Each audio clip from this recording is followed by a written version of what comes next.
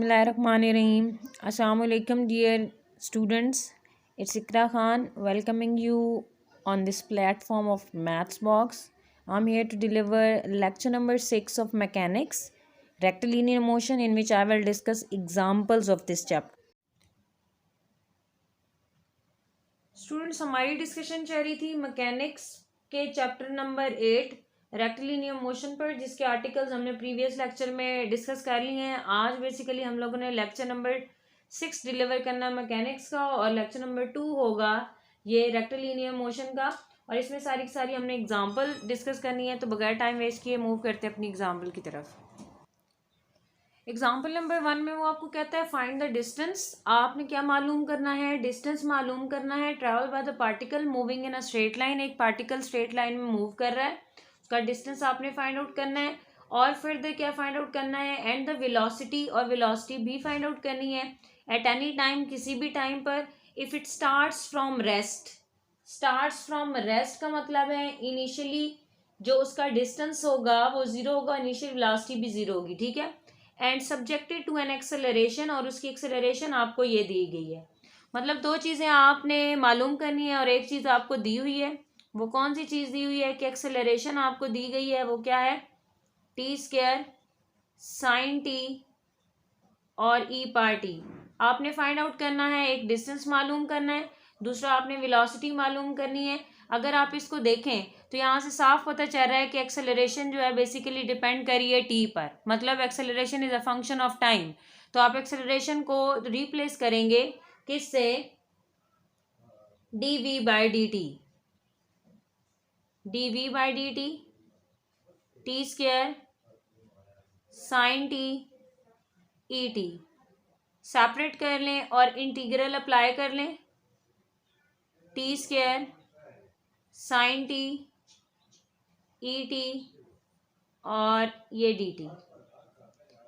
Velocity v आ गई, इसका integral t³/3 हो गया. साइन डेरिवेटिव होता है किसका, और उसका रिवर्स प्रोसेस बेसिकली इंटीग्रेशन होता है. तो नेगेटिव साइन t होता है किसका? कॉज ऑफ t का.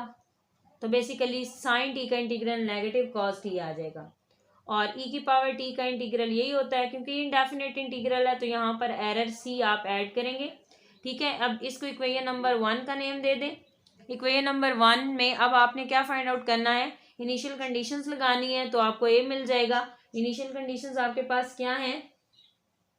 1t, जब टाइम आपके पास क्या था? 0. when t is equal to 0, तो x आपके पास डिस्टेंस उसने कोई कवर नहीं किया हुआ था, तो x भी आपके पास 0 हो गया. और सिमिलरली आपके पास उसकी वेलोसिटी भी क्या हो गई? 0. ठीक है. तो यहाँ पर आप 0 पुट करें. यहाँ पर ये t 0 होने की वजह से ये cos 0 पर 1 हो गया, और e⁻0 वो भी आपके पास 1 हो गया. तो एज अ होल आपके पास a की वैल्यू क्या जनरेट हो चुकी है? a की वैल्यू आपके पास 0 जनरेट हो चुकी है. इस 0 वैल्यू को आप पुट करेंगे इक्वेशन नंबर 1 में. तो इक्वेशन नंबर 1 क्या इंप्लाई करेगी? It will basically imply v is equal to t³/3 minus cos of t plus e/t. ये आप लोगों ने वेलोसिटी निकाल ली है, ये वाला पोर्शन आपने कर लिया है. नेक्स्ट आपने क्या करना है? आपने उसका डिस्टेंस भी निकालना है. मतलब वेलोसिटी को आप चेंज कर दें dx/dt से t³/3 minus cos t et. Integral ये dx हो गया, यहाँ पर t³/3 minus cos t plus et, और साथ में आ गया dt. इसका इंटीग्रल आ गया x, यहाँ पर आ गया t 4, और बाय में 4 3 के साथ मल्टीप्लाई होकर कितना बन जाएगा? 12. और cos का इंटीग्रल होता है sin t, और e/t का एज इट इज. दोबारा ये इनडेफिनेट इंटीग्रल है तो एक एरर ऐड हुआ जिसको हम कांस्टेंट कहते हैं, वो आपके पास आ गया b, and you are suppose to name it as equation number 2. ये आपके पास इक्वेशन नंबर 2 हो गई. कंडीशंस यूज करेंगे. कंडीशंस क्या हैं? जब आपके पास क्या था? t 0 था तो आपके पास x 0 था. इस हिसाब से अगर देखा जाए तो यहाँ पर 0, यहाँ पर 0, साइन 0 पर 0, और यहाँ पर e⁻0 will be 1. So you are getting what? 0 1 b तो यहाँ से b की वैल्यू आपके पास क्या आ गई -1। इसको आप इक्वेशन नंबर 2 में यूज करें तो इक्वेशन नंबर 2 आपके पास क्या इंप्लाई कर जाएगी, x is equal to T4/12 minus sine t plus e per t, और यहाँ b की वैल्यू -1। ये बेसिकली आपके पास डिस्टेंस निकल आया है। अब पार्टिकल मूव्स, एग्जाम्पल नंबर 2 है, particle moves in a straight line with an acceleration. Acceleration आपके पास क्या है वो आप लिख लें, acceleration is equal to kv³। If its initial velocity is u, initial velocity आपके पास u है, फाइंड द वेलोसिटी। इनिशियल दी हुई है तो ऑब्वियसली वो फाइनल वेलोसिटी आपसे मांग रहा है, एंड द टाइम स्पेंड, दो चीजें मांग रहा है, फाइनल वेलोसिटी और time spend when the particle has travel a distance x, कि जब एक खास टाइम के बाद एक डिस्टेंस कवर किया x, तो आपने बताना वो खास टाइम कितना था, ठीक है। और आपको सिर्फ और सिर्फ डाटा में क्या दिया गया, acceleration that is equal to kv³। आपको यहाँ से देख के साफ नजर आ रहा है कि that acceleration is the function of velocity. जब कभी भी एक्सेलरेशन वेलोसिटी का फंक्शन होता है तो आप एक्सेलरेशन को चेंज करते हैं v dv/dx से, kv³। यहाँ से आप इसको सेपरेट कर लें, v/v3 मीन सेपरेबल फॉर्म बना लें, और यहाँ पर आ गया k dx। ठीक होगी बात। ये आपके पास आ गया -2 इंटीग्रल dv, और यहाँ पर दोनों तरफ आप इंटीग्रेट कर दें। जब इसकी इंटीग्रेशन की तो वो -1/v, क्योंकि विदाउट पावर आगे डेरिवेटिव मौजूद है और उसमें एक पावर ऐड करनी, -2 में 1 ऐड करें तो +1 अगर करें -2 में तो -1/2 होता है, तो वो नीचे आके ये बन जाएगा, ठीक है। और इसका kx और साथ में कांस्टेंट आपने एक ऐड कर दिया, और दिस इज इक्वेशन नंबर 1। अब हमने क्या करना है, अब आपने बेसिकली कंडीशंस को इस्तेमाल करना है। कंडीशंस आपके पास क्या हैं कि जब आपके पास x क्या था, 0 था, तब वेलोसिटी आपके पास इनिशियल वेलोसिटी थी u, ये लिखी हुई है। तो इनकी सब्स्टिट्यूशंस अगर आप यहाँ पर करते हैं तो आपके पास क्या बनेगी, इक्वेशन 1 -1/v की जगह आप पुट कर दें u, और यहाँ पर ये 0 हो जाएगा, तो मीन्स a की वैल्यू ये है। इस a की वैल्यू को 1 में यूज करें तो 1 आपके पास क्या इंप्लाई कर जाएगी, 1 will basically imply 1/v kx -1/u।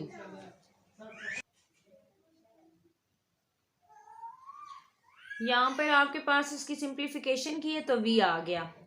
Velocity आपने फाइंड आउट करनी थी, और आपने क्या फाइंड आउट करना है, टाइम फाइंड आउट करना है। तो आप इस वेलोसिटी को dx/dt लिख लें, ठीक है। फिर इसकी क्रॉस मल्टीप्लिकेशन कर दें, फिर इसको इंटीग्रेट कर दें। ये इक्वेशन नंबर 2 हो गई आपके पास। ये कौन सी इक्वेशन हो गई, इक्वेशन नंबर 2। अब आप वो कंडीशन यूज करें, जब टाइम t 0 था, इनिशियल वेलोसिटी u की इक्वल थी, और डिस्टेंस भी इसने कोई कवर नहीं किया था। ये जब वैल्यूज आप इक्वेशन नंबर 2 में पुट करेंगे, यहाँ 0, यहाँ 0, यहाँ 0, तो b की वैल्यू आपके पास क्या आ गई, 0। उसको आप इक्वेशन नंबर 2 में पुट करें तो आपके पास ये इक्वेशन बचेगी। अब यहाँ पर आपने एलसीएम ले लिया तो ये स्टेप हो गया। उसके बाद आपने x कॉमन ले लिया तो ये स्टेप हो गया। आपने t निकालना था तो u यहाँ पर डिवाइड कर दें। ये आपके पास एग्जाम्पल नंबर 2।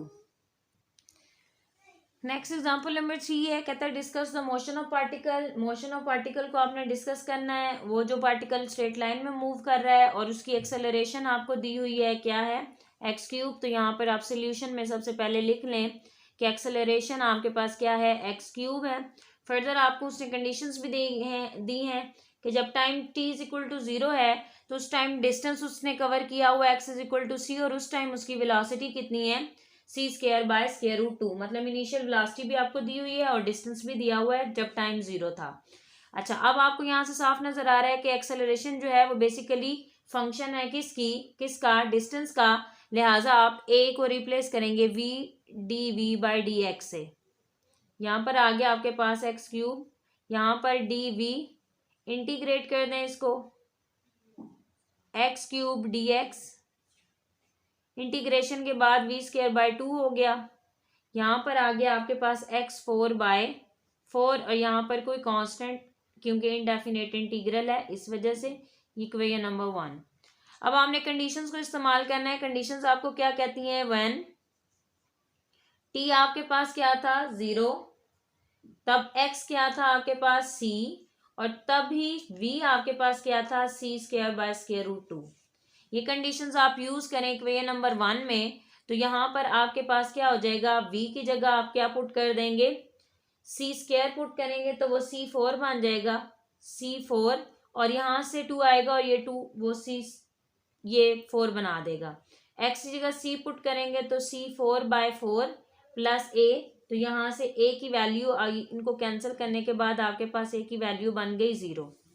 अब इस वैल्यू को आप यूज करेंगे किस में, इक्वेशन नंबर 1 में, तो इक्वेशन नंबर 1 आपकी क्या इंप्लाई कर जाएगी, it will imply v²/2 x4/4। इसको मजीद सिंप्लीफाई करें, v² x4/2 हो जाएगा, और यहाँ से v की वैल्यू आप स्क्वायर रूट लेंगे जब, तो वो आपके पास बन जाएगी x²/√2। ये तो आपके पास क्या बन गई, वेलोसिटी। अब वेलोसिटी आपने, क्योंकि मोशन को डिस्कस करना है, लिहाजा आपको वेलोसिटी भी मालूम करनी पड़ेगी, आपको डिस्टेंस भी मालूम करना पड़ेगा, टाइम वगैरह, ठीक है। तो इसको आप क्या कह सकते हैं, dx/dt कह सकते हैं, और यहाँ पर ये आपके पास आ गया x²/√2। इसको मजीद सॉल्व आउट कर लें तो आपके पास क्या चीज बनेगी, √2 dx, और बाय में आपके पास आ गया यहाँ पर x²। सिमिलरली यहाँ पर dt आ गया, √2 बाहर चला जाएगा, ये पावर ऊपर जाएगी, पावर में से कम करेंगे, मतलब पावर मतलब -2 है, और आगे उसका डेरिवेटिव होगा तो इसका इंटीग्रल आपके पास आ जाएगा -1/x, ठीक है। और यहाँ पर आपके पास प्लस सम कांस्टेंट हो गया, और ये आ गया आपके पास t। अब आपने उसी तरीके से इनिशियल कंडीशंस यूज करनी है। इनिशियल कंडीशंस मैंने आपको यहाँ पर लिखी हैं, ये ग्रीन कलर में, यही दोबारा आप यहाँ लिखेंगे और वैल्यूज को पुट करेंगे, और इस इक्वेशन हम इसको 2 का नाम देके स्टॉप करते हैं। तो यहाँ पर, यहाँ से देख के पुट कर लें, अगर t 0 है आपके पास, यहाँ पर 0 हो जाएगा, और x आपके पास c है, तो b की वैल्यू आपके पास हो जाएगी √2/c, ठीक है। तो यहाँ से इनिशियल कंडीशंस को आप लिखेंगे, उसके बाद b आपके पास क्या हो जाएगा, √2/c। इसको जब आप पुट करेंगे किस में, इस इक्वेशन में, तो आपके पास जो रिजल्ट बनेगा सिंप्लीफिकेशन के बाद, वो क्या बनेगा, t = √2, और 1/c आप कॉमन ले लेंगे, और -1/x। ये बेसिकली आपने मोशन डिस्कस कर ली है।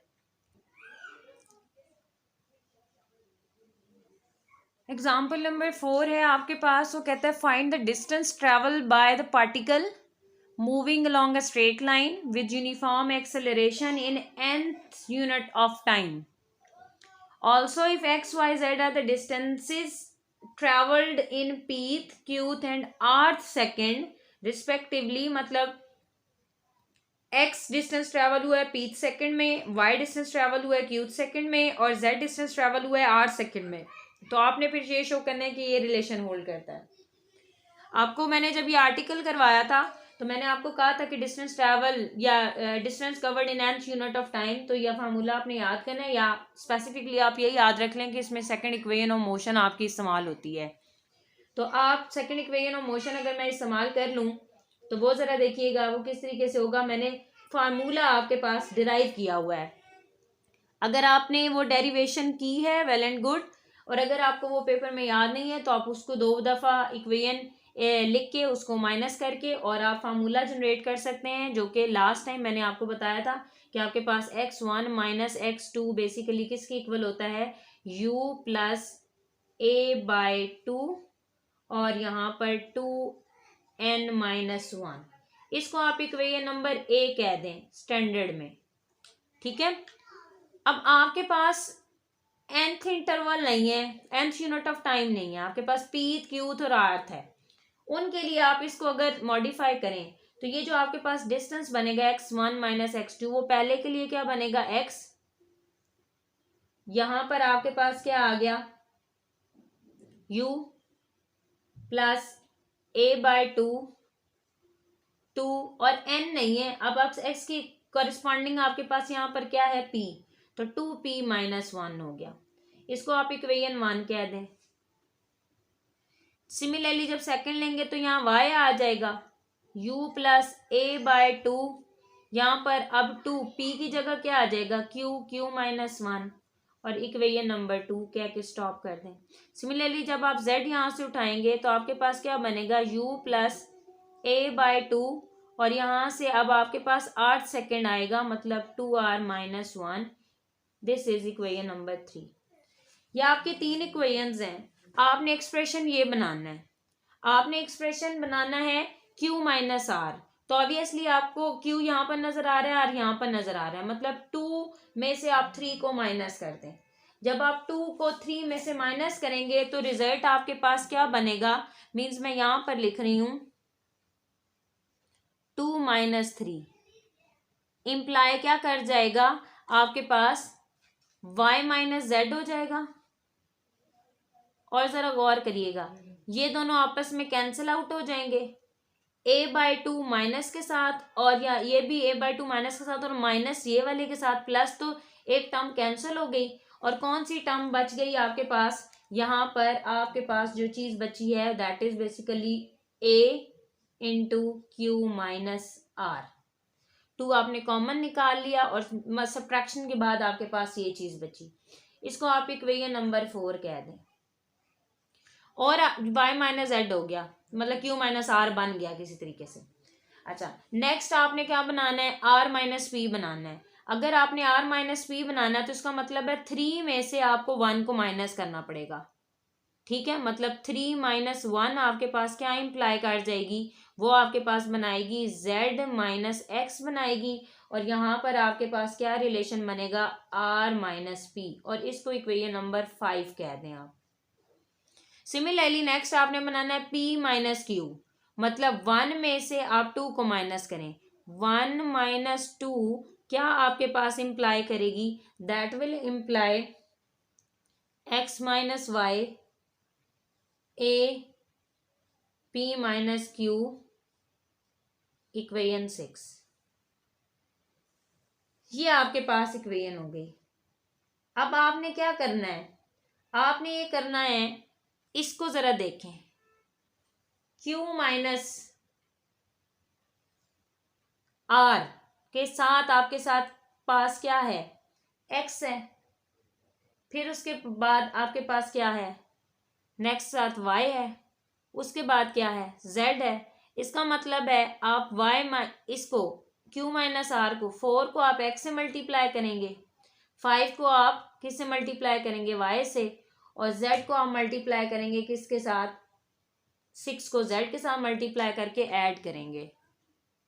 मैंने यहाँ पर लिख दिया है 4 को x से, 5 को y से और 6 को z से ऐड मल्टीप्लाई करें, देन इनको ऐड करें तो आपके पास क्या बनेगा q minus r x plus r minus p y plus p minus q z, और वो जो सबके साथ यहाँ पर a था वो मैंने कॉमन लेके 1 बाय में कर लिया है, ठीक है।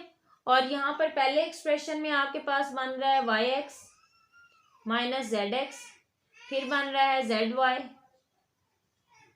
माइनस एक्स वाई, फिर बन रहा है एक्स जेड और वाई जेड। अब इनकी कैंसिलाइजेशन देख लें, एक्स वाई एक्स जेड, और ये दोनों कैंसिल हो गए, यहाँ पर ये 0। तो एज अ होल फिर जो आप लोगों ने प्रूव करना था q minus r x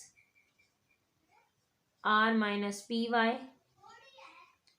p minus q z that is equals to 0। Example number 5 में वो आपको कह रहा है इफ बेसिकली ये जो ग्राफ से रिलेटेड है, ठीक है। तो हम पहले इसको स्केच करेंगे और उसके बाद जो है इसका सोल्यूशन जो है वो फाइंड आउट करेंगे। कहते हैं if a particle starts from rest, मैं यहाँ पर साथ साथ इसको स्केच कर लेती हूँ।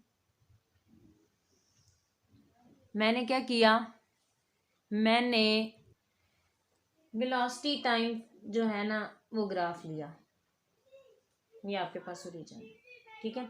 क्या कहता है, पार्टिकल स्टार्ट्स फ्रॉम रेस्ट, यहाँ पर रेस्ट पर है, with an acceleration a, accelerate हुआ है, ठीक होगी बात। फिर कहता है when its velocity acquires a certain value v, किसी पॉइंट पर जाके उसकी वेलोसिटी क्या हो गई v, ये इसकी क्या हो गई, वेलोसिटी v, और यहाँ पर ये हो गई इसकी एक्सेलरेशन।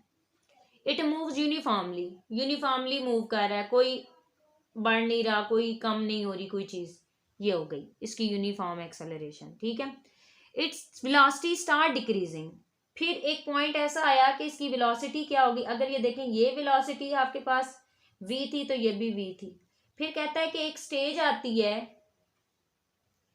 कि इसकी वेलोसिटी डिक्रीज होना स्टार्ट हो जाती है with a constant retardation, retardation is negative of acceleration, या नेगेटिव एक्सेलरेशन को रिटार्डेशन कहते हैं, कि इसकी वेलोसिटी ऐसे नेगेटिव रिटार्डेशन के साथ क्या होना शुरू हो जाती है, डिक्रीज हो जाती है। मतलब ये चीज आपको उसने क्या बोल दी है कि 2a है। ठीक होगी बात। आगे कहता है till it comes to rest, और डिक्रीज होती रहती है जब तक वो रेस्ट पर ना आ जाए। यहां से रेस्ट थी, फिर यहाँ पर रेस्ट है। ठीक है, if the time taken from rest to rest is t, मतलब एक पॉइंट आपके पास ये था और दूसरा पॉइंट रेस्ट का ये था। वो कहता है कि अगर इस पॉइंट से लेके इस पॉइंट तक टोटल टाइम जो है वो आपके पास टी हो, तो आपने बताना है कि उसने डिस्टेंस कितना ट्रेवल किया है।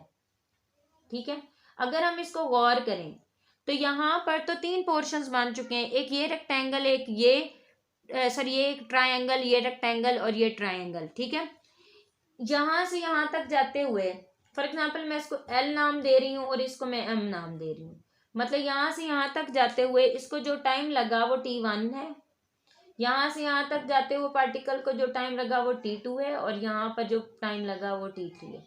यहाँ पर कोई एंगल बीटा बन रहा है और यहाँ पर कोई एंगल अल्फा बन रहा है। ठीक है, वो इसलिए मैं कह रही हूँ क्योंकि मैंने यहाँ पर स्लोप का कंसेप्ट लगाना है, और स्लोप हमेशा tan थीटा होता है, और tan थीटा हमेशा तब आपके पास होता है जब आपके पास राइट एंगल ट्राइंगल होती है। ये एंगल 90 बन गया और ये भी एंगल क्या बन गया, 90। अब अगर आप पहली ट्राइंगल पर क्या लगाएं, tan थीटा की रेशो लगाएं, तो tan ऑफ अल्फा आपके पास क्या आ जाएगा, tan of alpha, this is basically a solution, tan alpha through proper brushing, perpendicular v है और बेस आपके पास T1 है, और tan of alpha is basically equal to slope, और slope is equal to a over air, तो आपके पास a is equal to v by T1 हो गया। तो यहाँ से आपके पास T1 की वैल्यू सेपरेट कर ली जाए तो v ओवर a हो गया। सिमिलरली यही काम आप किस पर करेंगे, tan ऑफ बीटा पर करेंगे through proper brushing perpendicular this, और ब्रशिंग बेस में आपके पास T3 है। अगेन वही concept, tan of beta slope है, स्लोप यहाँ पर कितनी है, 2a है, तो यहाँ पुट करेंगे 2a v बाय T3, यहाँ से T3 को सेपरेट कर लें, वो आपके पास कुछ ही आ जाएगा v बाय 2a। अब अगर आप गौर करें तो आपके पास जो टोटल टाइम है that is basically equals to what, that is t, since t किसके इक्वल है, T1 T2 T3, इन तीनों के इक्वल है। आप यहाँ पर से T1 निकाल चुके हैं, T3 निकाल चुके हैं, आप बेसिकली क्या निकालें, T2 निकाल, वो क्या हो जाएगा, T2 को सेपरेट कर दें, that will be equals to T minus T1 minus T3, substitute the values over here, वो आपके पास क्या हो जाएगा, v by a minus v by 2a। तो यहाँ पर T3 की वैल्यू जो आपके पास बनी है वो बेसिकली क्या बनी, t minus 3v bye 2a। ये 3 वैल्यूज आपने निकालनी, T1 T2 T3 की। अब डिस्टेंस कवर्ड पर काम करने लगे हैं। जो आपका डिस्टेंस कवर हुआ है ना, वो basically distance covered by the particle is equal to area under the curve. तो एरिया अंडर द कर्व क्या है, वो x, वो बेसिकली क्या है, इस ट्रायंगल का एरिया प्लस इस रेक्टेंगल का एरिया प्लस इस ट्रायंगल का एरिया।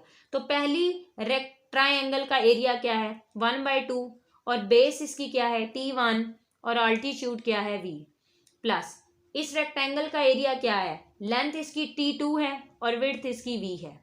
इसी तरीके से लास्ट में 1/2 T1 T3 हो गई इसकी, और बेस इसकी T3 और अल्टीट्यूड इसका v है। अब जो T1 T2 T3 की वैल्यूज निकाली थी वो मैं यहाँ पर सब्स्टिट्यूट करने लगी हूँ, तो मेरे पास क्या हो जाएगा, 1/2,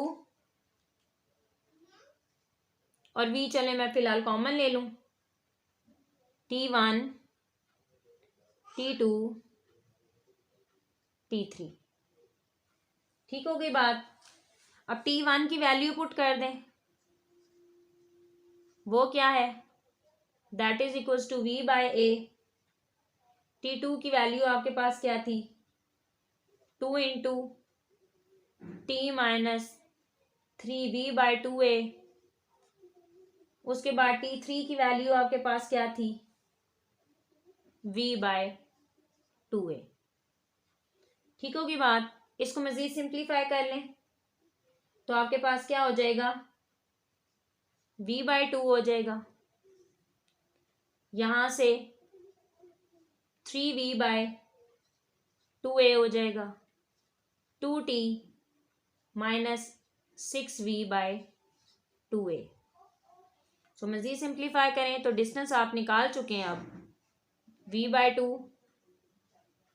2T minus 3V bye 2A। तो ये टोटल वो डिस्टेंस है जो इस पार्टिकल ने कवर किया है। एग्जाम्पल नंबर 6 की तरफ मूव करते हैं। एग्जाम्पल नंबर 6 आपको क्या कह रही है, एग्जाम्पल नंबर 6 कहती है a stone is let fall freely from height of 100 feets. के एक स्टोन है उसको आपने टॉप पोजीशन से नीचे गिराया है, ठीक है। मतलब आपके पास सोल्यूशन का मतलब डाटा अगर कलेक्ट करना चाहें इस क्वेश्चन का, तो डिस्टेंस उसने जो ऊपर से नीचे तक कवर किया है वो है 100 फीट्स। ऊपर से नीचे आ रहे हैं तो ग्रेविटी आपने पॉजिटिव लेनी है, नीचे से ऊपर जाएंगे तो ग्रेविटी आप नेगेटिव लेंगे। लेकिन देखें अगर फिट्स लिखा हुआ है तो ग्रेविटी की वैल्यू 32 फिट्स लेंगे, और अगर यहाँ पर मीटर लिखा होता तो ग्रेविटी की वैल्यू आप 9.8 लेते, ठीक है। और ये पॉजिटिव 32 इसलिए लिया है क्योंकि मोशन ऊपर से नीचे हो रहा है, ठीक है। और फर्दर वो आपको कह देता है a stone is let fall freely from a height. जब ऊपर से बॉडी नीचे आती है तो उसकी इनिशियल वेलोसिटी 0 होती है, ठीक है। ऊपर से बॉडी जब नीचे आएगी तो इनिशियल वेलोसिटी 0 होगी, नीचे से ऊपर जाएगी तो फाइनल वेलोसिटी 0 होगी, ठीक है। ऊपर से नीचे आएगा तो G पॉजिटिव होगा, नीचे से बॉडी ऊपर जाएगी तो G नेगेटिव होगा। उसके मुताबिक मैंने ये लिख लिया। आगे कहता है फाइंड द टाइम। टाइम आपने निकालना है दैट इट टेक्स, जो उसको जो वो जितना टाइम उसको लगेगा, एंड वेलोसिटी। और वेलोसिटी बेसिकली अब ये कौन सी वेलोसिटी है, फाइनल वेलोसिटी है, that it requires on reaching the ground. मतलब ग्राउंड तक पहुंचते वक्त जो उसकी वेलोसिटी होगी वो फाइंड आउट करें आप, ठीक है। तो इक्वेशन ऑफ मोशन अगर हम देखें तो थर्ड इक्वेशन ऑफ मोशन अगर हम इस्तेमाल करें तो वो आपके पास क्या हो जाएगा, वो होती है 2gx v² माइनस u²। ये तो सिरे से ही फारिग, इनिशियल वेलोसिटी 0 थी। 2g की वैल्यू क्या आ गई 32, और x की वैल्यू आपके पास कितनी है 100, और v²। ये इसको मल्टीप्लाई करेंगे, आपके पास जो भी आंसर बनेगा उसका स्क्वायर रूट ले लेंगे और you will get the answer v to be 80 feets, और साथ आपने यूनिट लिखनी है फीट्स पर सेकेंड। ये आपने ये चीज फाइंड आउट कर ली वेलोसिटी। फर्दर नेक्स्ट आप लोगों को उसने क्या कहा है कि आप क्या फाइंड आउट करें, टाइम भी फाइंड आउट करें। तो हमें मालूम है सिंस s का फार्मूला क्या होता है, s is equals to v t, लेकिन यहाँ पर s नहीं है x है, तो x is equals to v t होगा इस केस में, ठीक होगी बात। अब आपने क्या निकालना है, टी को सेपरेट कर लें। This further implies that t is equals to x by v। x आपके पास कितना है, x आपके पास 100 है,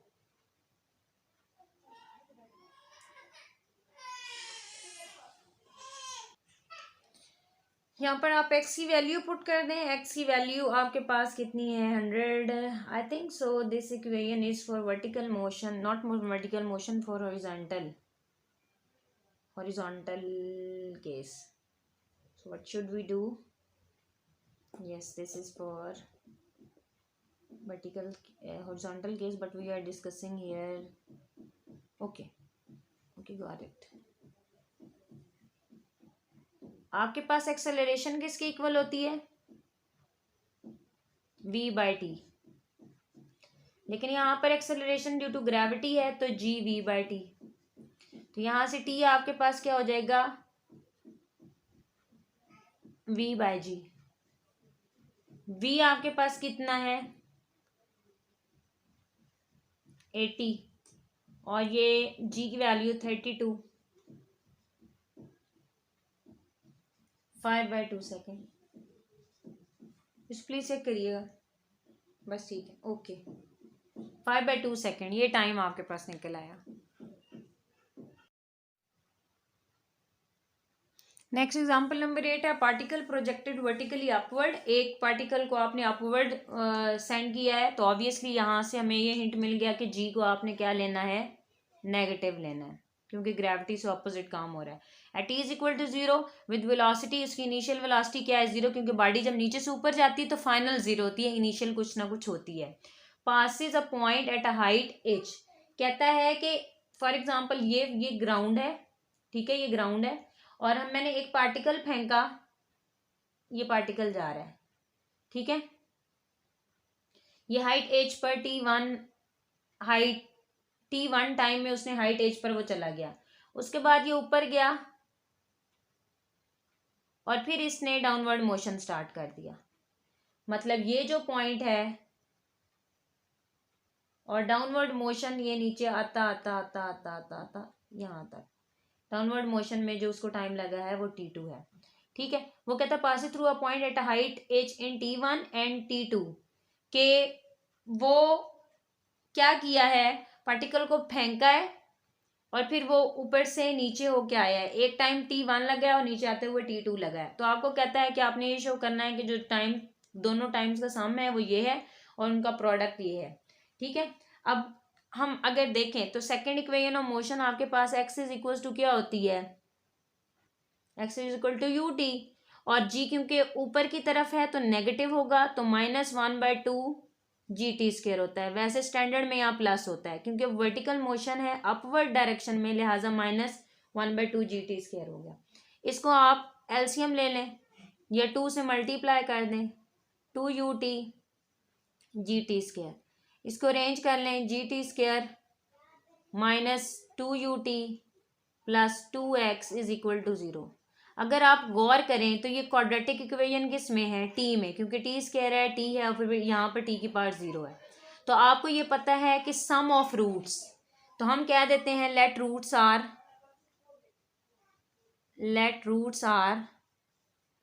t1 एंड t2। ये क्वाड्रेटिक इक्वेशन है और इसके रूट्स ये हैं। तो सम ऑफ रूट्स आपके पास क्या होता है, सम ऑफ रूट्स का फार्मूला आपके पास होता है -b/a, ये माइनस और b की वैल्यू क्या है -2u और a की वैल्यू आपके पास क्या है g। So what you are getting over here t1 plus t2 that is equals to 2u/g, ये हो गया। सिमिलरली आपको पता है कि प्रोडक्ट किसके इक्वल होता है, product of roots of quadratic equation c/a होता है। तो c यहाँ पर आपके पास 2x है, x किसके इक्वल होता है, हाइट, ये जो हाइट जिस हाइट पर वो गया है तो वो हाइट आपके पास h है, मतलब x is equal to h है, तो x को रिप्लेस कर दें h से, 2h बाय मतलब c/a होता है तो a की वैल्यू यहाँ पर g है। तो बेसिकली यही दोनों चीज़ें आपने प्रूव करनी थी। जी स्टूडेंट्स, तो ये था आपके पास आज का लेक्चर। उम्मीद है आपका लेक्चर क्लियर हुआ होगा। फिर भी अगर कोई दिक्कत हो तो आप कमेंट सेक्शन में आ सकते हैं, इंशाल्लाह आपकी प्रॉब्लम को बेहतर तरीके से सॉर्ट आउट करने की कोशिश की जाएगी। अपना बहुत ज़्यादा ख्याल रखें, मैथ्स बॉक्स की टीम को अपनी दुआओं में याद रखें। अल्लाह हाफिज़।